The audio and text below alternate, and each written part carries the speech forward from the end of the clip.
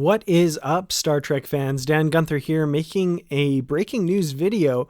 We just today got a new trailer for Star Trek Discovery Season 2, thanks to the New York Comic-Con. So I'll have links in the description and a card in the video here if you want to go check it out for yourself.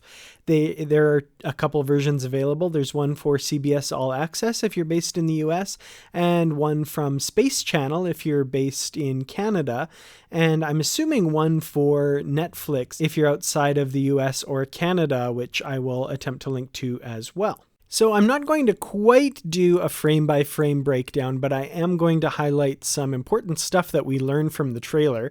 First of all, I should say we do have a confirmation for the start date of Star Trek Discovery Season 2, and that is January 17th. Okay, so as the trailer starts, we get a shot of Discovery exploring that asteroid field that we saw in the previous trailer, and 3 crew members doing a spacewalk out on an asteroid, and they encounter this, which I'm guessing based on other things we know about the season, this may be the remains of the USS Hiawatha, where we meet Tig Notaro's character. Throughout this section of the trailer, we also get Captain Pike doing a voiceover saying, "Starfleet is a promise. I give my life for you, you give your life for me, and no one gets left behind." I really like the sentiment behind this. It really seems as though Discovery is going to have a very different type of captain this year than we got in Season 1 with Captain Lorca from the Mirror Universe and all his evil shenanigans. We also get this shot in this section of Saru seemingly injured being supported by Burnham, and we'll see a little bit more of Saru being injured later in the trailer, so this looks like it's going to be a significant plot point in Season 2. So as we learned in the previous trailer, the mystery surrounding Season 2 seems to be these 7 red signals that have popped up across the galaxy. Pike tells Burnham that Discovery's mission is to determine the origin and intent of those signals. And then we get the connection to Spock coming in. So we have Amanda, Spock's mother and Burnham's adoptive mother, saying that Spock needs their help, and that Spock has had a vision of this figure that he called a red angel, and Burnham recognizes it as having been the one that she saw herself in that bit from the other trailer, and we see again in this trailer. And Burnham said that this figure gave her the unmistakable feeling that everything was going to be all right. So this is kind of what the producers were alluding to previously, saying there would be kind of the confluence of science and religion in Season 2 and kind of examining that. So it looks like this figure is going to play a big part in that debate. And then shortly after this, we get the first moment in the trailer where I really said, wow.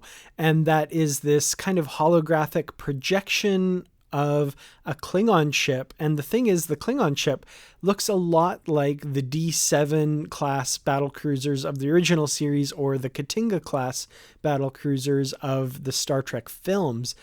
This is really exciting because one of the big complaints that a lot of people had from Star Trek Discovery Season 1 was that the Klingons and the Klingon ships did not look like we were used to them previously looking. So, wow, this is really cool. I was not expecting them to take this tack, and we see a very traditional looking Klingon ship here. And then immediately after, another big reveal in the trailer is this alien looking woman takes her hood off and her face changes, and it's revealed to be Philippa Georgiou. And of course, this is the mirror Philippa Georgiou who crossed over in Season 1. So it looks like she's going to be playing a big part in Season 2 as well, which is really exciting. I'm always happy to have more Michelle Yeoh on the screen. And over this part, we get Saru in a voiceover saying that he would be comforted to know that there was something that would intervene before all is lost. And again, kind of bringing in that religious aspect that they were talking about previously. And we also get a little bit of interaction between Pike and Georgiou. Pike asking Georgiou if she likes being back in the saddle, and Georgiou responding, "It's an invigorating ride." Now, I'm assuming that because things from Season 1 are still classified, Pike is under the impression that this is the Prime Universe Georgiou who was miraculously rescued from the Klingon ship. And of course, Burnham knows the difference. I don't know if maybe she'll confide in Pike the truth, or based on the looks that Pike's giving here, if he might kind of suss out the truth for himself, or at least know that something is amiss for sure. I want to next talk about this shot. I'm not sure what exactly this is here, but it looks like the way that this kind of orifice or hole opens, it looks like something organic the way it snaps open. And we see Paul Stamets looking into it, and I can't quite tell who it is behind him, but I feel like it might be Tig Notaro's character, the engineer named Reno. I don't know for sure that that's the case, and it's really hard to tell here, but that's kind of who it looks like to me. And I'm really curious what this is they're investigating here. Anybody have any ideas or theories or thoughts, please let me know in the comments below. And then the next big WTF moment of the trailer, we see something that I think is going to make a lot of Star Trek fans lose their minds. Klingons with hair and beards looking much more like the traditional Klingons we've seen in the past. And this kind of shows what I've been saying, which is if you just add hair and beards to the Klingons that we got in season 1, you would get something that looks very close to the traditional Klingons. And that seems to be what we see here. We see this guy with some sort of weapon. It looks like an energy weapon of some kind that I don't know what it's doing exactly, but it connects to the other two people beside him. And we see a woman Klingon as well with hair. And I don't know if this is L'Rell. It looks kind of like L'Rell, but I'm not sure. I'm assuming that the tack they take is that the Klingons in season 1 were, followers of a specific brand of Kales's beliefs and shaved their heads. I think one of the Discovery designers said something about it, linking it to Kales using a lock of his hair to forge the first Batleth or something like that. So it might have been a religious or ceremonial type thing that they did. But the Klingons here definitely look a lot more like the ones we're used to. And then we get our first look at Rebecca Romaine as Pike's first officer, number 1, telling him that something here doesn't add up and to be careful. And I gotta say, they did a great job on this character. She really has that kind of 60s feel to her. She really looks like number 1, and I think this was excellent casting. The next sequence I want to talk about takes place in engineering, where Stamets has a device that he's holding up to Ensign Tilly, and he says, "This might hurt a bit," and activates it. And it seems to pull something out of her and project it or move it to another place in engineering here. I don't know what this is about, but I'm wondering, and this is just going way out on a limb on a theory here, if this has something to do with Dr. Culber, because towards the end of season 1, we saw that little piece fly out of the mycelial network and land on Tilly's shoulder. I'm wondering, A, if this has something to do with that, and B, if that was Dr. Culber and they're kind of bringing him back somehow. We do know from things that the actor has said that Dr. Culber will be back this season. So could this have something to do with that? I don't know, but that's my best guess at this point. So this is the shot I was alluding to earlier, and it shows Saru, I'm assuming injured, laying on this kind of mossy bed. And we see him without his shirt, so we get a lot more of the Kelpian makeup that Doug Jones uses to portray Saru.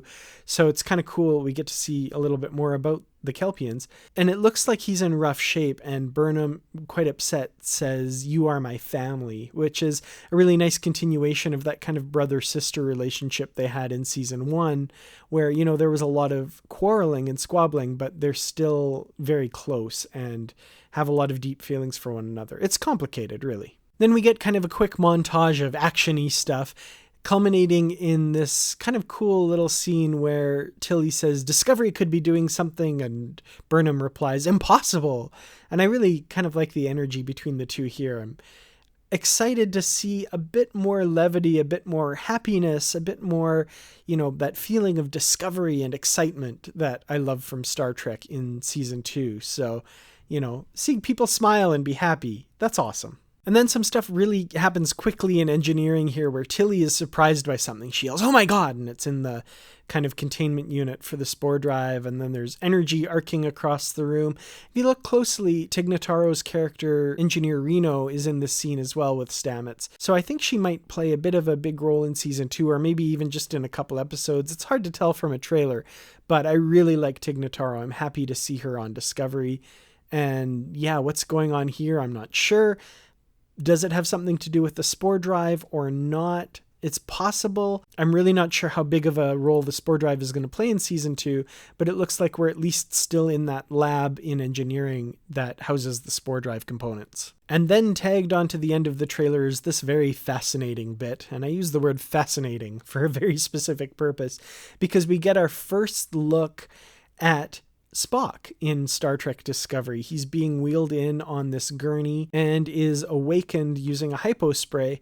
He's very unshaven, which is something we've not seen from Spock outside of the Mirror Universe, and his hair is very long, so it's clear he's been through some kind of ordeal, has been missing for some time, away from civilization. He says, "As a child, I had the same vision again and again, and now I understand its meaning and where it must lead." And I gotta say, Ethan Peck's voice as Spock is just about dead on. I've listened to this a few times, and I just love that bit of bass and kind of intonation that he has in Spock's voice. He looks very different here, obviously, I think mostly because of the beard and the hair. But I think once he's, trimmed and shaved, and he'll look a lot like Leonard Nimoy's Mr. Spock. I'm very excited about this. I think this is really cool, and I can't wait for Discovery Season 2. And again, right at the very end, confirmation, January 17th is when Star Trek Discovery will be back for Season 2. So for everyone else out there, what did you think? Did you get a chance to see this trailer? I hope so if you're watching this. What did you think? Are you as excited for Season 2 as I am? I'd love to hear your comments and your thoughts and your theories as to what we're going to see in Season 2. Again, trailers are very difficult. Things are cut out of order and put into a various, kind of mishmash of images and things that the marketing team is going to think we find really exciting. So it's kind of hard to get a clear narrative about what Season 2 is going to be about. But it's good to get a taste and a feel for the overall tone of Season 2. And I gotta say, based on that, I'm really excited for this. So how about all of you guys? I really want to hear from you. Let me know your thoughts in the comments. Thank you all very much for watching, and thank you to the Patreon supporters for all of your help. I really appreciate it. Can you tell I'm excited?